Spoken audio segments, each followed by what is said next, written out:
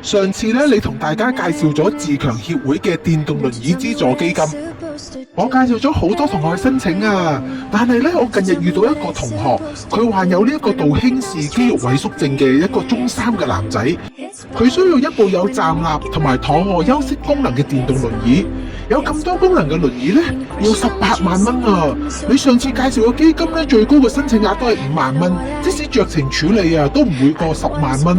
要買咁多功能嘅電動輪椅，坊間根本冇任何一類型嘅基金呢係可以幫到手㗎，所以呢，佢非常之苦惱。我知道呢，你係呢一個資源發曉生，一定有辦法可以幫到呢個朋友嘅。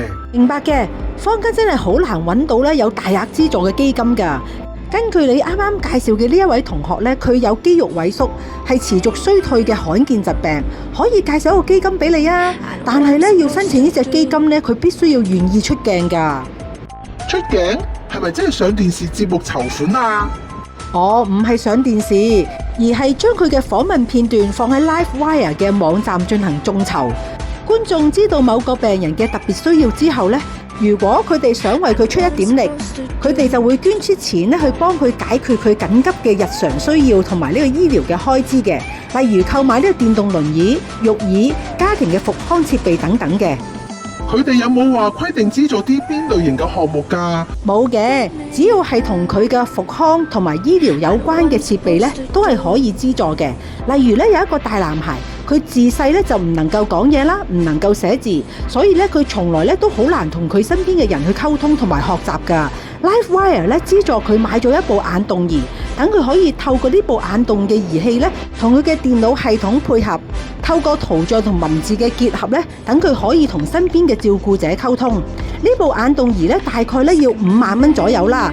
佢哋嘅基金都可以幫佢籌到錢全數支付嘅。又有另外一個呢，佢買咗一部11萬幾嘅眼動儀啊，令到佢困喺身體裏面嘅靈魂可以釋放，同人互動，表達自己嘅想法。有咗呢啲眼動儀嘅幫手，佢哋一定能夠解放啦。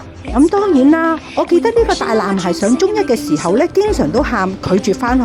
有咗呢部溝通儀器之後，而家日日都可以見到佢笑，而且佢再冇拒絕返學添啊！呢個基金呢，真係真真正正幫到有需要嘅人啊！係啊，你都知啦，任何物品只要加咗復康2個字啊，就立即升價10倍甚至20倍添啊！你叫一般嘅家庭點樣應付得嚟呢？係咪？咁又係啊，好似我咁，自從我患咗呢個病之後，我媽咪就辭咗份工照顧我，仲經常帶我去針灸，尋找呢個隱世醫術。